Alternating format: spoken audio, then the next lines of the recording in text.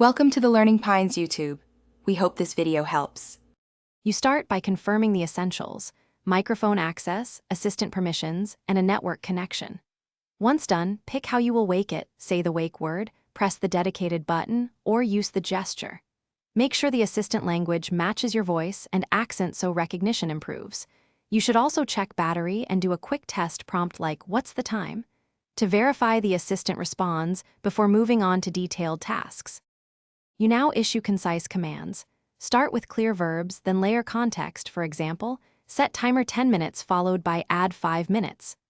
Once it accepts a command, continue with related follow-ups. The assistant keeps context for a short time, so make chained requests without repeating everything. You should also create shortcuts or routines for repetitive workflows because they save time and reduce errors. If privacy matters, adjust. You finish by always confirming the assistant completed the task, glance at the screen, or listen for a confirmation phrase. If it mishears you, pause, then repeat the command using distinct keywords or rephrase the request. Slower cadence helps. For persistent failures, toggle microphone permissions, restart the app, update the assistant software, or retrain your voice model in settings. One quick troubleshooting tip: try a different wake method to isolate hardware versus recognition issues. Thanks for watching.